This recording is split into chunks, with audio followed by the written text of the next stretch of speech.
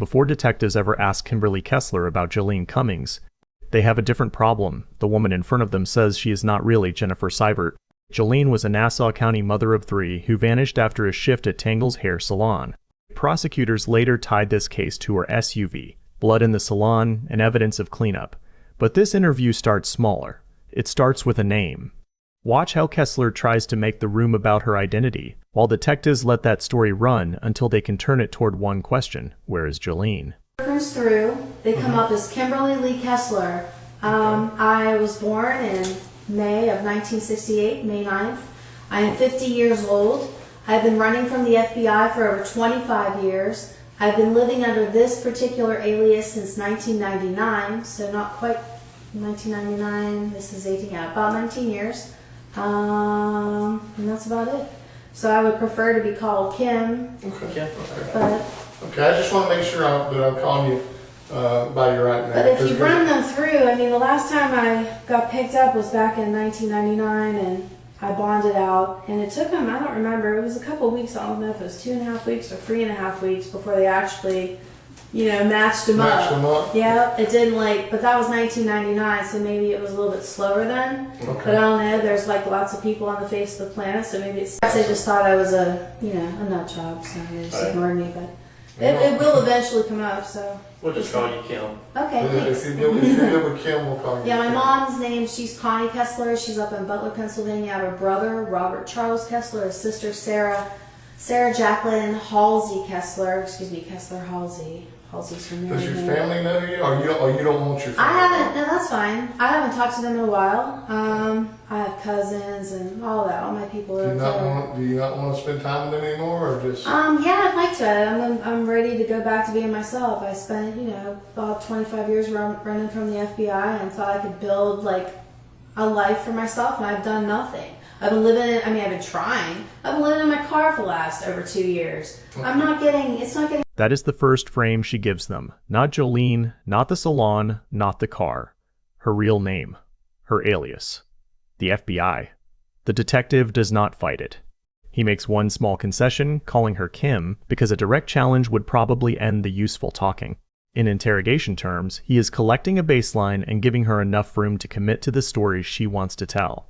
For the next stretch, she keeps filling that room with biography, family names, a son she has not seen since infancy, old aliases, jobs, states, licenses, and why she says she has been running. Most of that is not useful enough to play in real time. What matters is the pattern. Every answer pulls away from Joleen and back toward a life story. Let me read this to you real quick, and then I'm going to walk this out and let her see if you're playing a joke on me or not. No, I'm not. Okay. You'll see. All right. Print me. All right. Have you ever had your Miranda rights read to you before? Yeah, of course. You'll see. Yeah, that's fine. Read to you before. Read to you before? Yeah. Obviously, look I'm just in here to help him out. That's why I just keep an eye on him. Okay. You have the right to remain silent. You do not have to make a statement or say anything. Anything you say can or will be used against you in a court of law. You have the right to speak to a lawyer and have a lawyer present with you during any questioning. And if you cannot afford to hire a lawyer, will be appointed to represent you at no cost before any question if you wish. And you can decide to exercise these rights at any time and not answer questions or make any statements. So if we come back and we start talking and at some point you decide you don't want to anymore, you can say so, okay? No, yeah, that's okay, so you understand what I read to you? Yes, sir. Okay, let me go drop this off. Yay, good job, Jennifer. We'll be back with you, Kim. All right, I'll be. This is a quiet but important turn. Once Kessler says she may be wanted by the FBI, the detective protects the interview. He reads the rights before pushing deeper.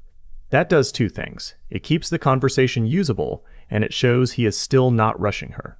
He is letting her believe this can remain a conversation. She finally gave in and took the picture, because I didn't want my eyes scanned. It's not, That's me with short hair. it's not saying that you're wanted, though. It's just saying that you're a missing person. Why would you be wanted? No. I have aliases. I have IDs. I was Christina Brooke whenever I had my son Evan Brooke. Well, I was Melissa name are you wanted under, McKernan. though? I am Kimberly Kessler. That's No, but you said you're wanted. You've been running from the FBI. Why? What do you...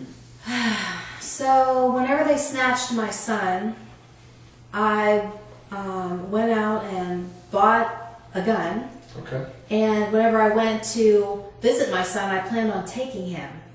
I never made it to see him. That he wasn't there anyways, and I got arrested for having a gun. Oh, what state was that in? Virginia. And that's when another time whenever the run began. But I also was running, let's see, so in Arizona, I used the ID Melissa McKernan. Pull it up. It should come up. Melissa McKernan, and went for the real estate license. And there you get fingerprinted. Well, I was fingerprinted once before as Kimberly Kessler for trouble I'd gotten into prior. So whenever it ran through, you know, they were like, I got in trouble. They were looking for me then. They were like, we show you these fingerprints come up as Kimberly Kessler, but you say you're Melissa McKernan. I'm like, So, so it started. It just goes on and on. Now, that's probably my mother saying I'm a missing person. I'm not missing. I'm just... Yeah, that's the only thing, you know. Well, Here's the first clean crack in the frame. Kessler has been describing herself as wanted, but the detective tells her the record says missing. That does not prove anything by itself. It matters because he has found a way to test the story without arguing about the whole story. If she keeps insisting on aliases, he can keep asking why the facts on the screen do not match the version she is giving. The family talk now becomes a bridge. Kessler has spent a long time talking about her son, and the detective uses that same emotional lane to bring in Joleen's sons. This is not just sympathy. It is a tactic. He is moving from tell me who you are to tell me where she is, without making it sound like a sudden attack. Hey, I'm on the map again. I'm on the grid. Hi. I'm not going to do it discreetly as, you know, Jennifer or whatever. But speaking of on the map, do you know why you're here? Yes, I'm being accused. You accused me the other night of you're like, where's Joleen at? So and I do not know where she is. Okay. I have Because no that's, idea. you know, and the other night, and I think I apologized to you the other night because, you know, when I talk to you and tell you that family means, it broke my heart because I was like, you know, where is she? It's, you know, she had been reported missing. They said, you know, there's no way that she's not going to be with her kids. And so I probably come across harsh when I talked to you the other day. And for that, you know, I didn't mean anything by it, but like I said, I want to know, I want to be able to find her, and I want to be able to get her back with her little boy. It's just like, you need to go and be with Evan, she needs to be with her kids, okay? So again, if I come across, you know, You're just doing your job, I understand. But it's more, it is my job. Notice the question design here. He does not begin by saying, you hurt her.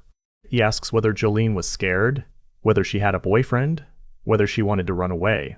That gives Kessler room to offer other explanations, but it also locks in what she says she knew and what she says she did not know before the evidence comes out. A canoe or something like that. Squirrels and birds But critters. Is there, you know, and again, you know, can we, I don't think we talked much about it the other night because like I said, I probably didn't handle it as professionally as I should have, but can we just go through when you work with her on that Saturday so I can, is there anything you can tell me that, did she ever talk to you about a boyfriend? I know she's got a husband. I know she had a boyfriend. Did she ever talk about anybody she was scared of? Did she ever say anything that she wanted to run away and get away from it all? I mean, you know.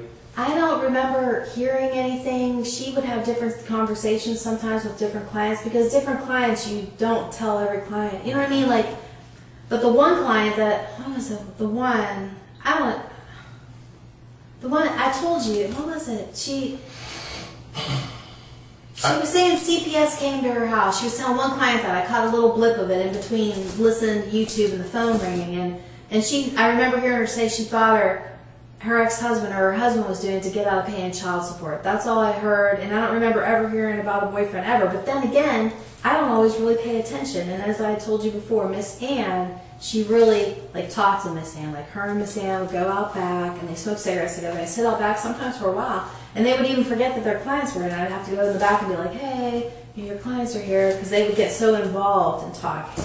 So I don't know as much as maybe Miss Ann. And honestly, whenever I first started, she would tell me.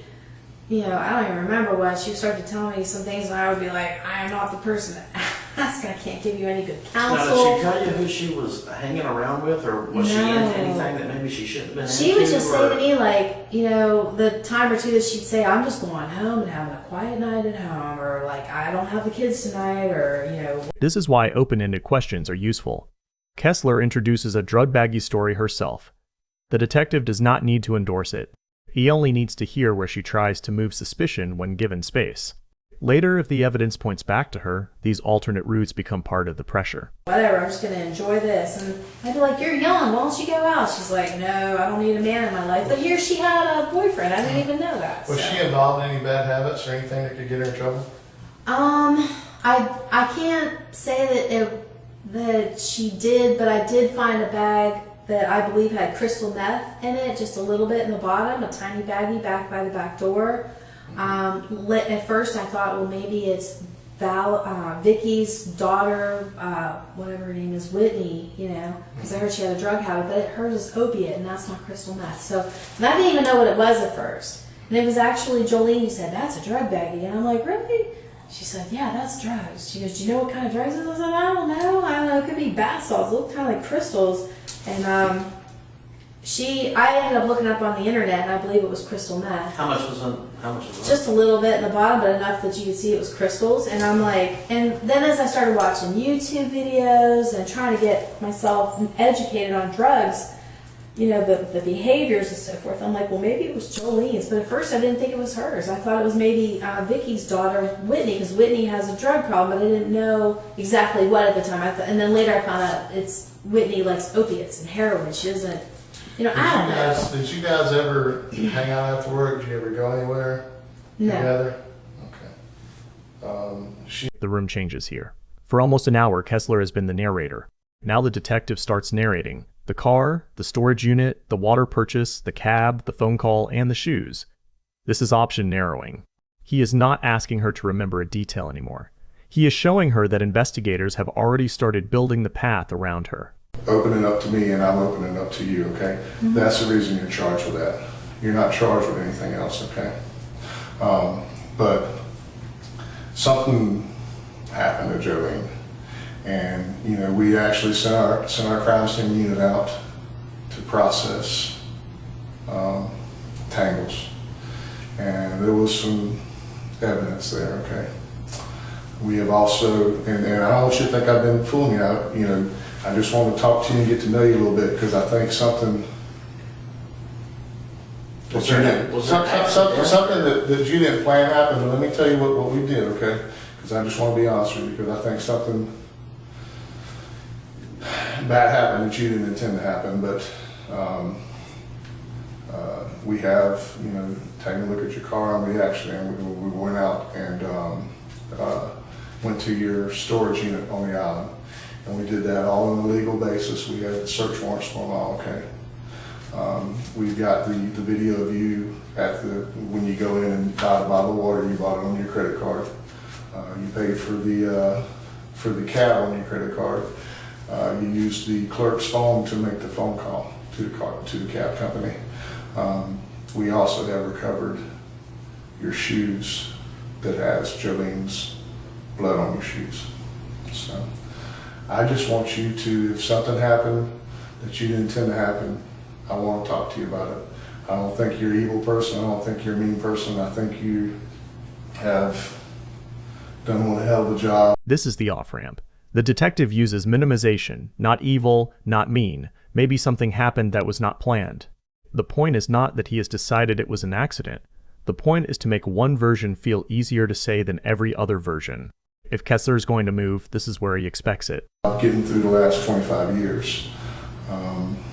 And I just want you to be honest with me. You're ready to make a new start. You're ready to start over. I don't think there's really any new start. I mean, my life, I'm 50 years old. I don't see anything foreseeable great in my life. I give up, man.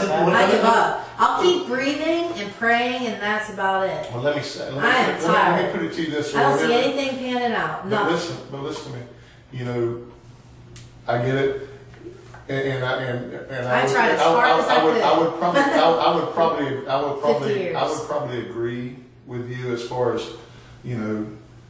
that dream life that everybody's going to have. It's probably at 50 years old with everything that you've been through. It's probably not going to happen. No. But I'll tell you what else what I do believe, and I'm being sincere about this. Because I've seen people that I've sit in here and talked to, and like I said, only one out of 100 usually. I'll see them 3 or 4 years later and they'll go. you know, things are great, things are much better. I haven't been in trouble, I've turned things around. But I have seen a lot of people that when they come in here and we first start talking, they're carrying a big, heavy burden. And you've been carrying not just, I think what recently happened, you've been carrying some other burdens from what you're telling me.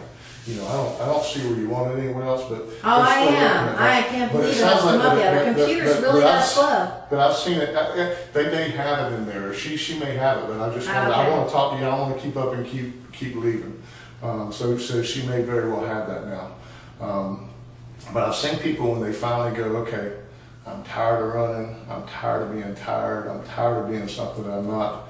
And, you know, even if it means that they're going to have to make some more sacrifices and some bad stuff's going to come towards them, just the weight off their shoulders. I mean, there's sometimes I sit here and you can literally see them just kind of go, and it's like, I'm ready to tell the truth. I'm ready to do this, you know. And I don't think you're bad. I don't think you're evil.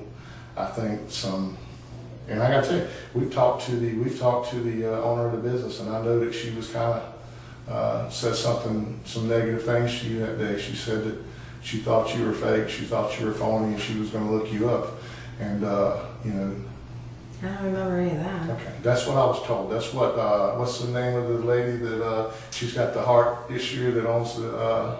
Vicky. Vicky. Yeah. No, I'm sorry. It was not Vicky. It was.